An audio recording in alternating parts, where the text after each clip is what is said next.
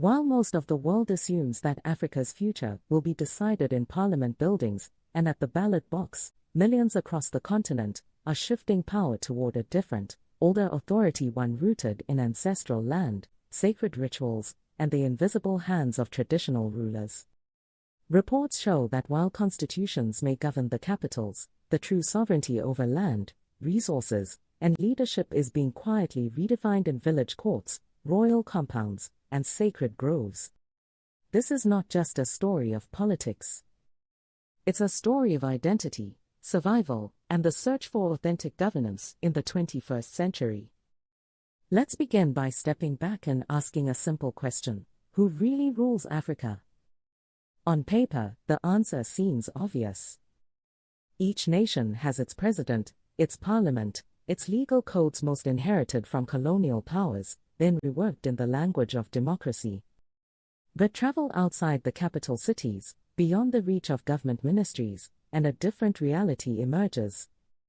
Here, the Constitution is just one law among many. In matters of land, family, and local justice, indigenous law and spiritual sanction often carry more weight than any official decree. This duality is not a relic of the past. It is the lived experience for the majority of Africans today. Recent data shows that in countries like Nigeria, Ghana, and South Africa, over 60% of land is still governed by customary law, not statutory law. In rural Kenya, elders and chiefs settle disputes over grazing rights and marriage, often invoking the authority of ancestors. In Botswana, the Kotla system, a traditional public assembly, remains the primary forum for community decision-making, even as the country boasts one of Africa's most stable democracies. These systems are not just tolerated. They are deeply respected, and in many cases, they are indispensable. Why does this matter now more than ever? The answer lies in the growing power vacuum left by the failures of Western-backed democracy. Across the continent, high hopes for post-independence governance have often given way to disappointment. Corruption scandals, rising unemployment, and the slow pace of reform have eroded public trust in elected officials. In some countries, voter turnout has plummeted, and faith in the ballot box is at historic lows. This has created a leadership vacuum, one that is not always filled by charismatic politicians or military strongmen, but increasingly by traditional authorities whose legitimacy is rooted in centuries of spiritual and communal ties. Observers note that in places where state institutions are weak or absent, it is the king, the chief, or the council of elders who steps in to mediate conflict, allocate land, and enforce justice. Their authority is not just political. It is spiritual. It is believed to be sanctioned by the ancestors and the land itself. This is a kind of power that cannot be easily measured or legislated, but it is real and it is growing. For foreign corporations and political elites, this dual system presents a unique challenge. On paper, securing a government permit is the legal requirement for launching a mining project, building a road, or drilling for oil. But in practice, many companies have learned the hard way that official paperwork is not enough. Without the blessing of the local chief or king, without the proper rituals to appease the ancestors, projects can face endless delays, sabotage, or outright rejection by the community. In some regions, obtaining spiritual or traditional sanction is not just a formality. It is the key to local acceptance and long-term success. This brings us to the hidden gameplay of African politics, the rituals of power that operate alongside, and sometimes in defiance of, formal institutions. These are not mere superstitions or relics of a bygone era. They are profound political statements signaling where true legitimacy lies. Take, for example, the public cleansing ceremonies held before major elections in South Africa. In the run-up to the 2019 general elections, both the African National Congress and the Economic Freedom Fighters participated in rituals involving animal sacrifices and prayers at ancestral shrines. These acts were not performed in secret. They were broadcast on national television, attended by party leaders, and witnessed by thousands. The message was clear: political success requires more than votes. It requires the favor of the ancestors and the sanction of the land. In Ghana, presidential candidates routinely visit the shrines of powerful traditional priests before launching their campaigns. In Nigeria, governors and ministers are often seen consulting with emirs and obas, seeking spiritual guidance and public endorsement. These rituals are not just symbolic. They are a tacit acknowledgement by the elite that there is a parallel, higher power at work, one that cannot be ignored, even by those who wield the machinery of the modern state. The stakes of these rituals go far beyond personal belief. They are about sovereignty. In many African societies, legitimacy is not derived from a piece of paper signed in a government office, but from the land itself and the ancestors who guard it. When politicians participate in traditional ceremonies, they are making a statement about where their authority comes from. They are signaling to their constituents that they respect the old ways, even as they operate within the new. But what happens when these two systems collide? The answer is often messy, and the consequences can be profound. Consider the case of land ownership, a perennial source of conflict across the continent. In many countries, formal courts may issue rulings based on statutory law, granting land titles to individuals or corporations. But if a traditional council rules differently, declaring that the land belongs to a particular clan or family, the local population will almost always obey the traditional ruling, not the court's decision. This is not just a matter of preference. It is a matter of survival, identity, and spiritual obligation. In Mozambique, for example, large-scale land acquisitions by foreign investors have repeatedly run into resistance from local communities who claim ancestral rights. Even when the government grants official leases, villagers often refuse to vacate or cooperate unless the local chief has given his blessing. In South Africa, the ongoing debates over land reform are complicated by the fact that much of the land in rural areas is held under customary tenure, with chiefs acting as custodians on behalf of their people. Legal scholars have documented numerous cases where court orders have gone unenforced because traditional authorities refuse to recognize them. This legal collision is not just a technical problem. It is a fundamental question about the nature of sovereignty and the meaning of justice. Whose law counts? Who decides? And what happens when the answer is different in the capital city and the countryside? The consequences of this dual system are not limited to politics and law. They extend deep into the economic foundations of African societies, especially when it comes to the control of natural resources.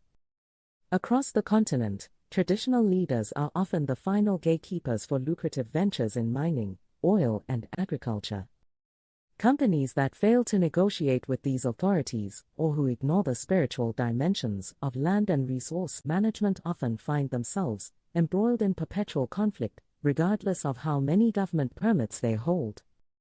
In Ghana's gold-rich Ashanti region, for instance, mining companies have learned that securing the approval of the Asantehen, the king of the Ashanti people, is essential for smooth operations. Without his endorsement, projects can be stalled indefinitely by local protests, sabotage, or legal challenges.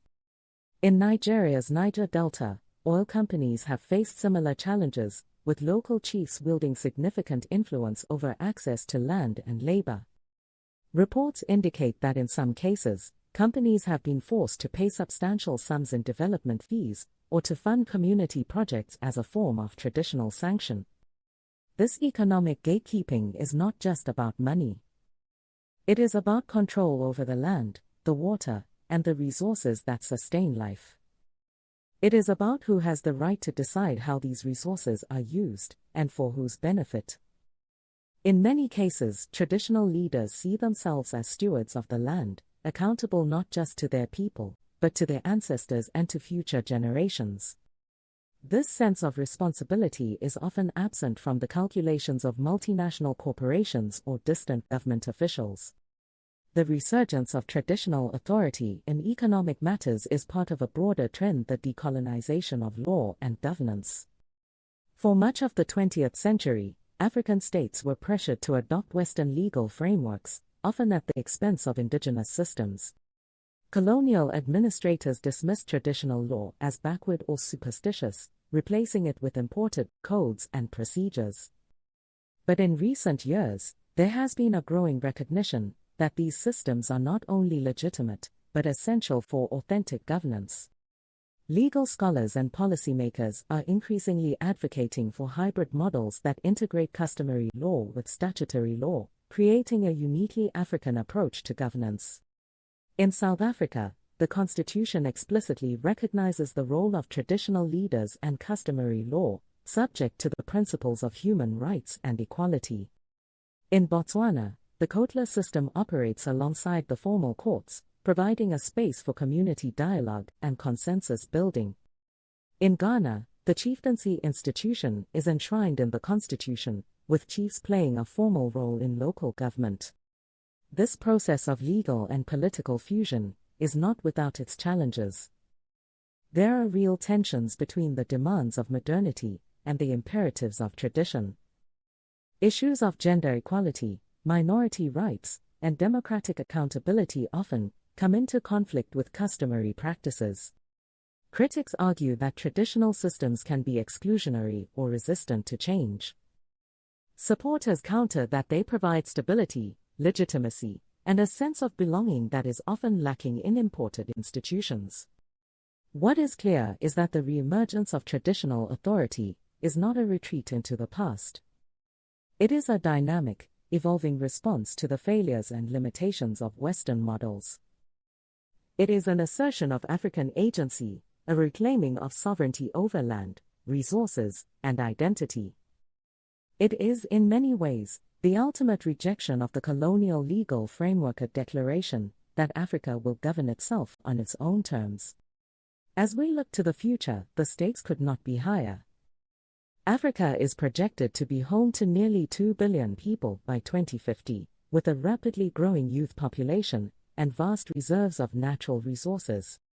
The continent's stability, prosperity, and global influence will depend on how it navigates the complex interplay between secular, inherited constitutions and deep, indigenous spiritual and traditional roots. This is not just a theoretical debate. It is a matter of daily life for millions of Africans, from the bustling markets of Lagos to the remote villages of the Sahel. It is about how communities resolve conflict, allocate resources, and define what it means to be a citizen. It is about the search for a governance model that is both effective and authentic, one that reflects the realities of African life, rather than the ideals of distant capitals. At this point, I want to invite you to reflect on the complexity and significance of these issues. If you find this exploration valuable, please consider sharing this documentary so that more people can join the conversation.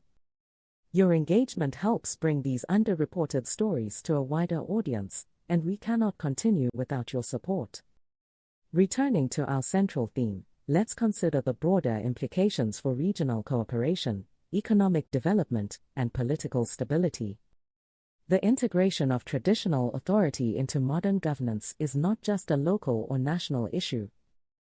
It has profound consequences for how African states interact with each other and with the rest of the world. For example, regional organizations like the African Union and the Economic Community of West African States are increasingly recognizing the importance of traditional leaders in peace-building and conflict resolution. In Mali, traditional mediators have played a crucial role in negotiating ceasefires and facilitating dialogue between rival factions.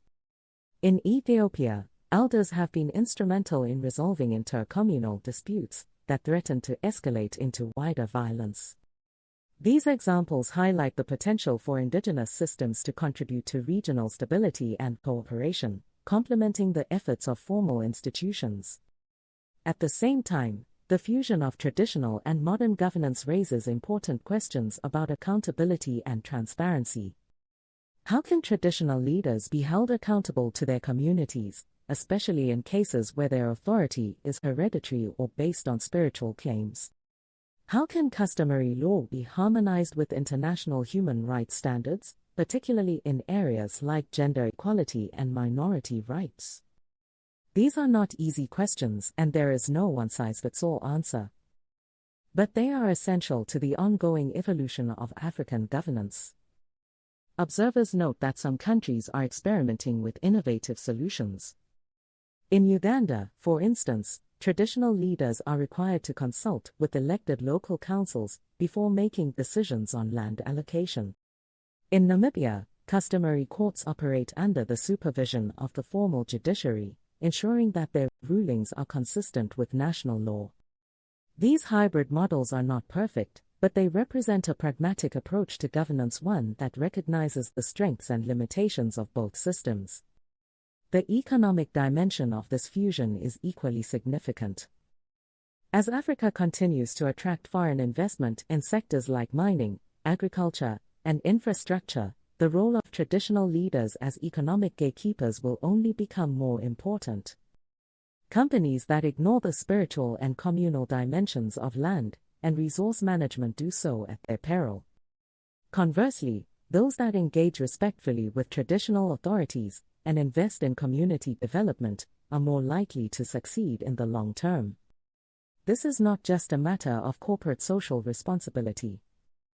It is a recognition that economic development in Africa cannot be divorced from the realities of land tenure, spiritual belief, and communal identity. The most successful projects are those that align with local values and priorities, rather than imposing external models or priorities. The fusion of traditional and modern governance also has implications for Africa's place in the global order. As the continent asserts its sovereignty and reclaims its legal and political traditions, it is challenging the assumptions of international actors, whether governments, corporations, or NGOs. The message is clear: Africa will define its own path, drawing on its own history, values, and institutions. This process is not without risks. There are dangers of fragmentation, exclusion, and abuse of power. There are real challenges in balancing tradition with innovation, and in ensuring that all voices are heard. But there is also immense potential for creativity, resilience, and renewal. As we approach the conclusion of this exploration, it is worth reflecting on the deeper meaning of the clash and fusion between indigenous spiritual authority and modern democratic structures. This is not just a story of conflict. It is a story of adaptation, negotiation, and transformation. It is a testament to the enduring power of African traditions and to the capacity of African societies to reinvent themselves in the face of changing circumstances. The greatest threat to stability in Africa is not the absence of democracy or the persistence of militarism. It is the failure to recognize and integrate the hidden power of traditional spiritual authority, a power that determines sovereignty over land, resources, and leadership. At the same time, the greatest hope for authentic governance lies in the successful fusion of these systems, creating a model that is both rooted in the past and responsive to the demands of the present. The future of African governance will depend on how states, communities, and individuals navigate this complex terrain. It will require humility, creativity, and a willingness to learn from both tradition and innovation. It will require new forms of dialogue, new institutions, and new ways of thinking about power and legitimacy. As Africa stands at this crossroads, the choices made today will shape the continent's destiny for generations to come. Will the Western ballot box remain the ultimate arbiter of authority, or will the Council of Elders reclaim its place at the center of public life? Or will a new, hybrid model emerge, one that draws strength from both worlds and offers a uniquely African vision of governance? That is the question I leave you with. Which is the most important element for Africa's future governance, the Western ballot box, or the traditional Council of Elders? Or is the answer something more complex, something that has yet to be fully imagined? Share your thoughts below and join the conversation about the forces shaping Africa's future.